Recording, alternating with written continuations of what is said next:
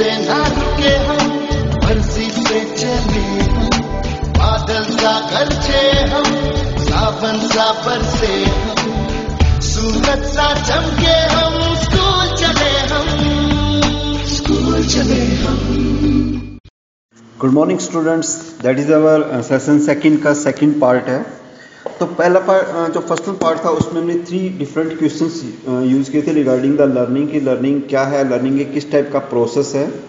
Now in this one session हम जो start कर रहे हैं बेसिकली वो लर्निंग के फैक्टर्स से रिगार्डिंग है। क्वेश्चन नंबर 4 हमारा कि जिसमें लर्निंग के फैक्टर्स क्या क्या हैं, मतलब लर्निंग को प्रभावित करने वाले फैक्टर्स क्या हैं। जैसे हमने यूज़ किया था कि लर्निंग एक लगातार चलने वाली क्रिया है जिसमें आप जरूरी नहीं होता कि खाली हम लर्निंग का मतलब कि बुक्स पढ़ रहे हैं। लर्निंग ओनली एक बुक्स कॉन्सेप्ट नहीं है। लर्निंग का मतलब एक लगातार चलने वाली क्रिया की हर वो बंदा जिससे हम कोई भी बात कर रहे हैं, किसी से कोई चीज़ सीख रहे हैं, तो that is also part of learning. अलग अलग मेथड थे लर्निंग के। तो now in this session we are using subject nature of concept कि मतलब आपका जो कंटेंट है बेसिकली कंटेंट किस टाइप का है, दैट इज आल्सो भी इम्पोर्टेंट रोल प्ले करता है। तो आपका जो भी कंटेंट है यानी subject nature of contents, learning process में सीखे जाने वाली सब्जेक्ट कंटेंट का प्रत्यक्ष प्रभाव पड़ता है। हम सरल तथा मीनिंगफुल मटेरियल को आसानी से समझ सकते हैं, परंतु कोई भी डिफिकल्ट अगर आपके पास कॉन्सेप्ट आता है तो उसको समझने में हमें टाइम भी लगता है और कठिनाई भी आती है। नेक्स्ट वन है physical and mental health of child. जब हम लर्निंग करना स्टार्ट करते हैं तो इससे बच्चे का जो दिमाग का वो विकसित होना स्टार्ट होता है, नई नई चीज़ें बच्चे के दिमाग में आती हैं और वो अच्छे से चीज़ों को सीखना स्टार्ट कर देता है। नेक्स्ट वन है मैच्योरिटी। अगर आप लर्निंग एक प्रोसेस है जिसमें आप लगातार चीज़ों को सीखते चले जाएंगे तो आप में आपका जो टाइमिंग है उसमें मैच्योरिटी लेवल बढ़ेगा।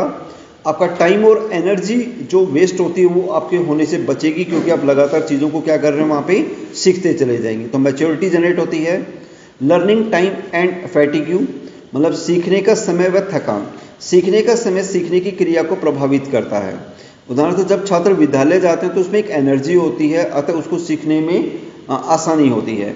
जैसे जैसे शिक्षण के घंटे बीतते जाते हैं उसकी एनर्जी लेवल कम होना स्टार्ट हो जाता है, तो उसका जो लर्निंग का सीखने का जो प्रोसेस है वो भी क्या हो जाएगा, ऑटोमेटिकली डाउन आ जाता है। विलिंगनेस ऑफ लर्निंग, सीखने की इच्छा, मतलब ये हमारे अंदर एक बहुत एक पॉइंट है कि जितना हम सीखने की एक हमारे अंदर एक एनर्जी रहेगी, विलिंगनेस रहेगी, हम चीज़ों को उतनी अच्छे से सीख सकते हैं।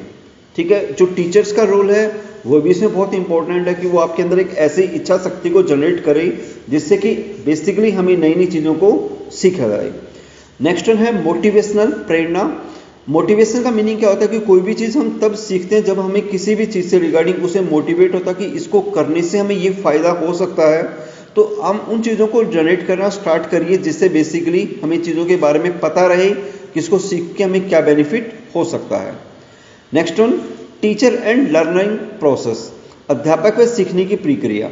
सीखने की प्रक्रिया में गाइड के रूप में शिक्षक का स्थान अति महत्वपूर्ण है।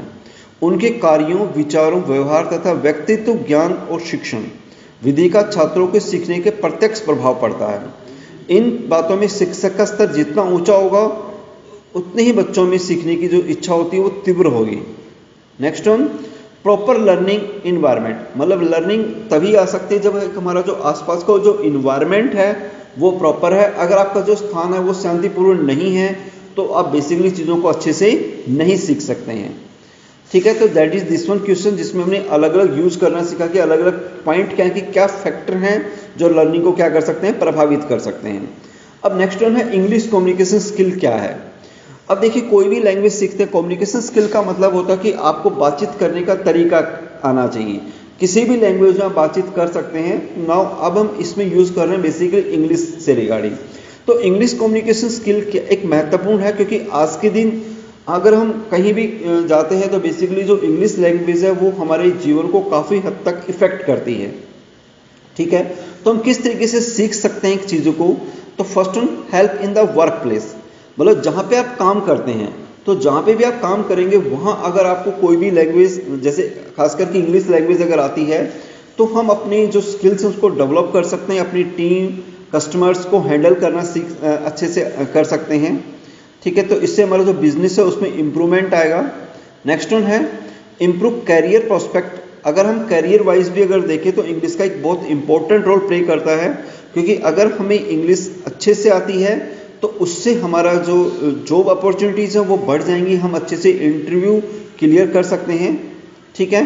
Next one, help learn new skills. अगर आप कोई भी नई चीज़ सीखना चाहते हैं तो इंग्लिश जो है वो एक ऐसा कम्युनिकेशन है जो हमारे कलीग्स के बीच में और हमारे जो स्टेक होल्डर्स हैं या अदर पर्सन हैं उनके बीच में हमें हेल्प करता है। लर्निंग स्किल्स सीखने के बाद आप अपने खुद के ब्लॉग्स वगैरह लिख सकते हैं, अपने कलीग या मैनेजर को प्रभावित कर सकने के लिए आप मेल वगैरह यूज़ कर सकते हैं, मेलिंग कर सकते हैं। तो ये बेसिकली पॉइंट क्या हो गया, हेल्प लर्निंग न्यू स्किल्स।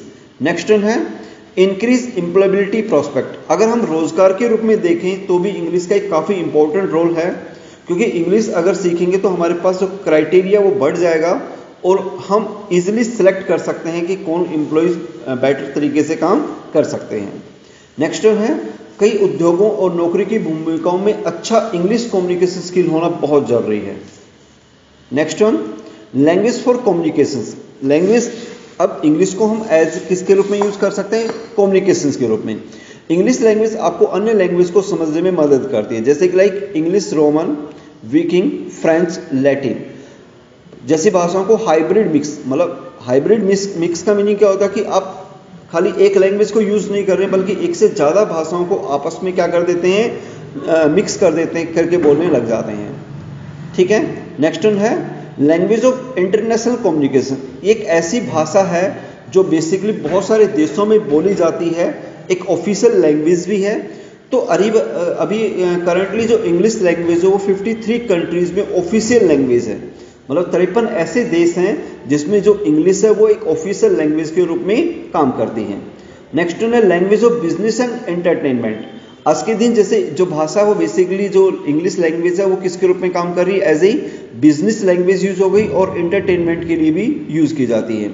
आज अंग्रेजी एक प्रमुख बिजनेस लैंग्वेज है, इसलिए उज्जवल करियर की संभावना के लिए इंग्लिश जानना आवश्यक है। नेक्स्ट वन है प्रोस्पेक्ट फॉर चेंजेस, बदलाव की संभावनाएं।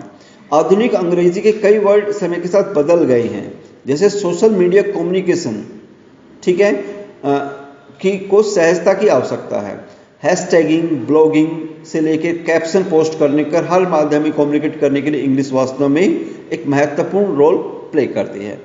तो दैट वन स्टूडेंट्स, बेसिकली आज हम इंग्लिश से रिगार्डिंग यूज किया कि what is the English point, कि इंग्लिश के किस तरीके से हमारी अपनी लाइफ को इफेक्ट करती है।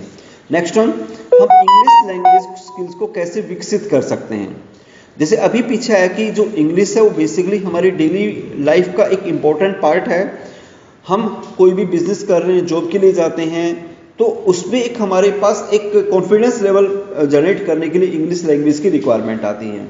अब इसको कैसे सीख सकते हैं आप, अपने इंग्लिश कम्युनिकेशन को बेहतर बनाने के लिए आपको बीच में अपने समय निकालिए आप उसमें, और जितने भी नए वर्ड्स हैं, जितने भी आपके एक्सप्रेशंस हैं, उनको आप नोट डाउन करते जाइए और साथ में कंटिन्यू प्रैक्टिस करते जाइए। फर्स्ट वन है रिड्यूस योर स्पीकिंग स्पीड, मतलब अपनी बोलने की जो गति है उसको कम करें। मतलब कई बार हम क्या होता है कि बहुत स्पीड से बोलने लग जाते हैं। तो इंग्लिश बेसिकली एक कोई भी लैंग्वेज ले लो, एक अच्छा अगर आपको यूज़ करना है कि अच्छे तरीके से बोलना है, तो पहले तो अपनी जो बोलने की जो स्पीड है उसको क्या करेंगे, कम करेंगे। आपकी जो फ्लुएंसी है वो बढ़नी चाहिए, लेकिन आपकी जो स्पीड है वो क्या होनी चाहिए, कम होनी चाहिए। नेक्स्ट वन है practice with A conversational partner. आप अपनी बातचीत करें किसके साथ में, जो आपके साथ कोई साथी है उसके साथ आप डेली प्रैक्टिस करें। अगर डेली प्रैक्टिस करेंगे तो बेसिक सी हमारी जो कम्युनिकेशन का जो लेवल है वो अपने आप सेकंड लेवल पे चला जाएगा, और धीरे धीरे करके हमारी जो इंग्लिश है उससे हम और अच्छे से बनते चले जाएंगे। Next one record the conversation, बातचीत रिकॉर्ड करें। जो भी आप बोलते हैं उनको आप अपने मोबाइल के अंदर या किसी भी डिवाइस में एक बार रिकॉर्ड कर लीजिए और बार बार उन चीज़ों को सुनिए। जहाँ पे भी आपकी गलती हो रही है देन उसको नोट डाउन करिए और अगली बार उस गलती को आप क्या करें, अपने अंदर इंप्रूव करने की कोशिश करें। तो अगर आप इस तरीके से इंग्लिश को अगर सीखना स्टार्ट करते हैं तो टाइम टू टाइम, कुछ टाइम के बाद आपकी जो इंग्लिश लैंग्वेज का लेवल है वो ऑटोमेटिकली आपके पास क्या हो जाएगा, बेटर होता चला जाएगा।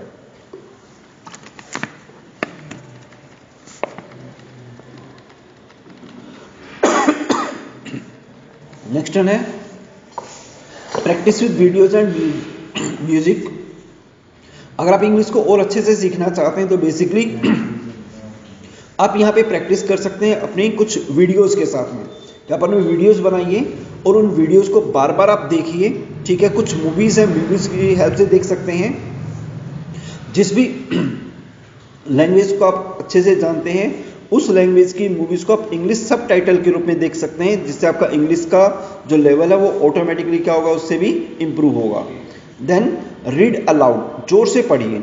मतलब जितना आप जोर से पढ़ेंगे अपने उसको, तो आपकी जो चीज़ें हैं वो डबल प्रैक्टिस के रूप में काउंट होंगी। मतलब एक बार आप चीज़ों को उसको बोल रहे हैं, दूसरी बार आपके कान उन चीज़ों को सुन रहे हैं, तो आपकी जो प्रैक्टिस होगी वो डबल हो जाती है। तो जोर से पढ़ना स्टार्ट करिए। Next one, focus on pronunciation. अपने जो आप उच्चारण करते हैं, उच्चारण के अंदर ध्यान रखिए कि आपका जो उच्चारण है वो सही तरीके से हो रहा है नहीं हो रहा है, ठीक है। जैसे कुछ ऐसे वर्ड दिए हैं, जैसे इसमें एजल एंड आइलैंड, तो इसमें जो एस है वो साइलेंट है। मतलब दोनों ही वर्ड के अंदर एस जो है प्रोनाउंसिएशन के अंदर यूज नहीं हो रहा है, तो अपने प्रोनाउंसिएशन पे फोकस करिए। Then learn sentence instead of words. आप शब्दों को सीखिए, मतलब खाली एक वर्ड की बजाय किस पे फोकस करिए, आप अपने सेंटेंसेस को यूज करना स्टार्ट करिए। Next one, improve your listening skills. Listening जितना आप सुन सकेंगे, जितना आप में सुनने की कैपेसिटी होगी, ऑटोमेटिकली आपकी जो लैंग्वेज का जो लेवल है वो अपने आप बढ़ना स्टार्ट हो जाएगा। तो अपने अंदर एक लिसनिंग स्किल को इम्प्रूव करिए।